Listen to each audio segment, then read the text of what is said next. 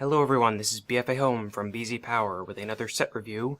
This time it is of LEGO Ultra Agents, set number 70162, Infearno Interception. This set contains 313 pieces and is available for $29.99. This set, as you can see, is the agents in their special Tron-looking car versus Infearno on his flaming hover surfboard thing.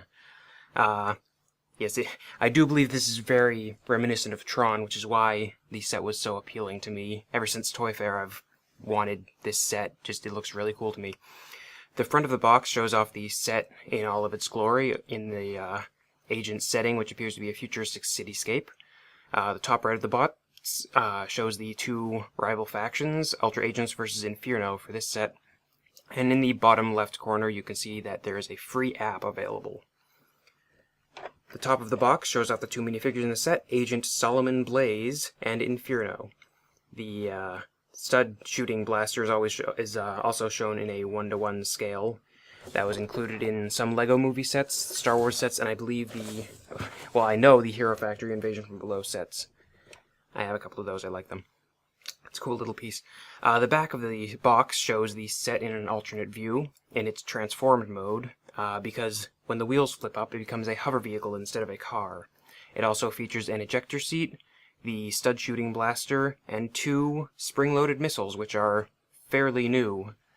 New as of the way that this came out in, I believe. Along the top, there's additional information about where to get the app in the Apple App Store and the Android Google Play Store. I don't really know the actual terminology for those. I don't really use apps all that much, but you can get it if you have a compatible device, so I imagine that's full of fun things to do. Inside the box you get a rather interesting selection of pieces, as well as the instruction manual, of course. There's some of that.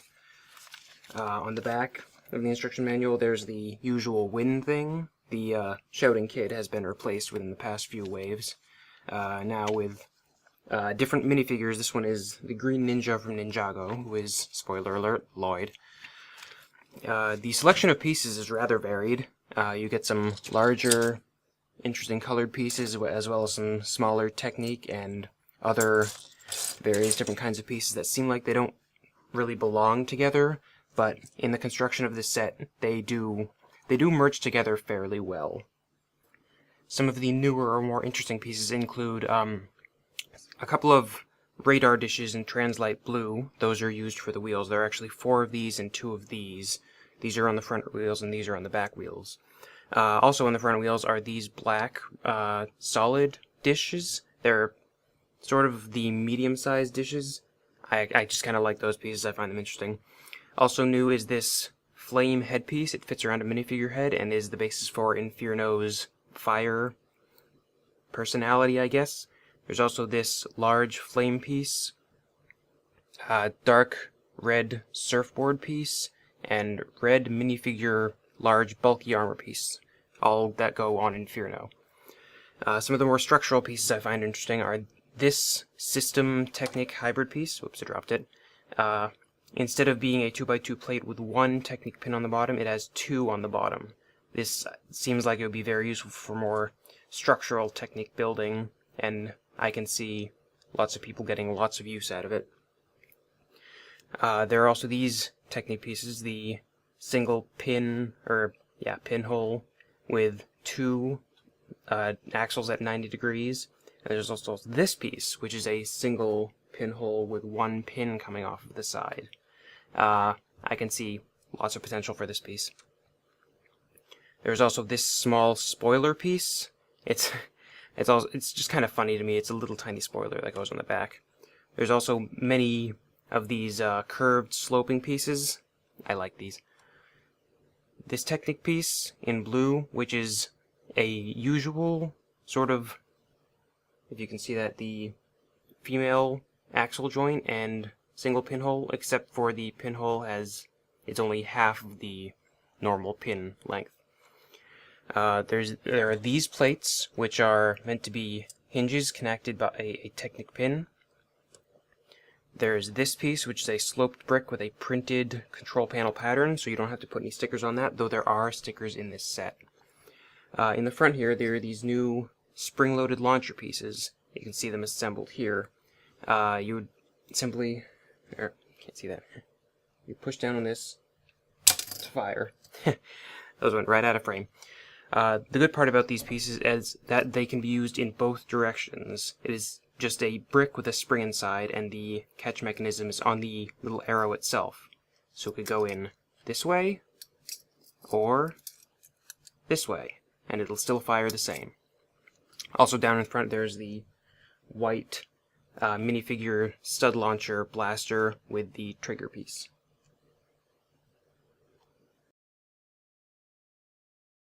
But enough about the pieces, let's see what this looks like when it's fully built.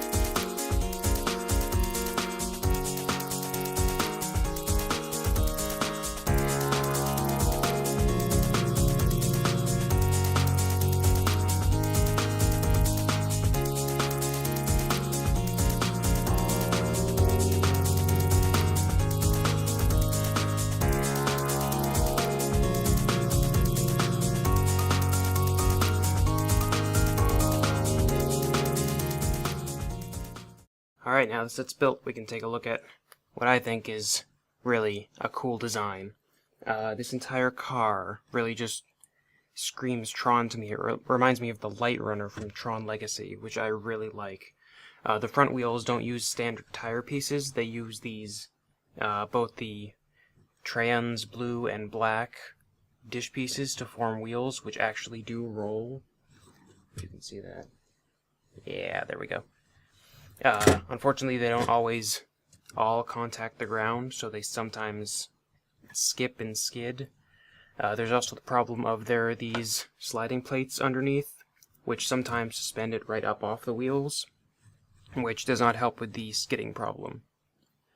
The minifigures, you get Solomon Blaze and Infearno. Solomon's a basic agent-type figure with a very sharp-looking suit. He's probably one of the senior agents given his hair. Not much in the way of back printing, but he does have his cool stud shooter blaster, which of course can shoot the stud fairly well. That went into a pile of other pieces. It didn't get lost, I'm surprised. Infearno is... oops, he fell over. Infearno is not a standard minifigure. He has his own little hover flame surfboard air transport thing. He usually holds a couple sticks of dynamite to toss around. Just get those out of the way just so you can see better. Attached to his suit of armor on the back, there are these tanks of probably some kind of flamethrower liquid, and two Exoforce robot arms come out from the side to spit flames everywhere. And then on top of his head he's got the new flame headpiece to show off his fiery personality. Now that that stuff's out of the way, I guess we'll keep Solomon because he's the driver. We can take a look at the vehicle in more detail.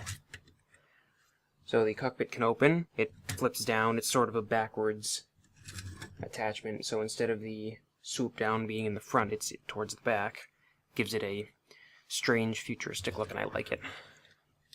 Let's see. Put Solomon right in here. There we go. There is a control panel in the front. I'm not sure if you can see that.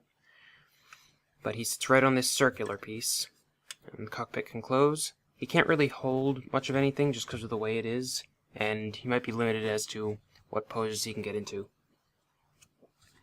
So the first feature, the first major feature, is you push down on the spoiler, and you can fold up the missile launchers. And I believe I sort of demonstrated these before, but you push down on the back, and they fire. They fire pretty well. I haven't range tested them because I don't want to lose them. I'll leave that up to you. It does include, the set does include 3 of them, so you have an extra in case you do lose one, which is good because it's a very good possibility that someone somewhere will probably lose one. The second feature, actiony feature I guess, is you really have to open the cockpit for this to work. But you push the red Technic ball on the back, and, well, that was anticlimactic. It's an ejector seat function. Maybe it wasn't pushed down all the way. Oops. Oh, just ejecting pieces off it. Oh dear. Wow. Okay, well, I swear this worked better before. There we go. Finally ejected. And he landed right side up. How's that for service? So yes, there is an ejector function. As you can see, it can be a bit finicky. It's sort of based on the clutch between the circular piece and the body. See, that one was just weak. So, your mileage may vary. Also depends on how quickly and rapidly you push the button. This entire section, messed up his hair, this entire section jettisons from the cockpit, and you can see some of the inner workings here. That is how it does that. Oh, come on. The entire mechanism's falling apart. This isn't good. So there's that function. I don't know if I mentioned that the cockpit really needs to be up for it to work. If I did, I'm sorry for repeating myself, but really it doesn't seem like that great of a an ejector seat if you have to open the cockpit first. Doesn't seem like something you want to have to go through while playing, or maybe that's just me. Now, for probably the coolest feature of this set, instead of just being a car, you can take these wheels, fold them down, take these wheels, fold them up, and now you have a hovering vehicle. I think this looks pretty cool.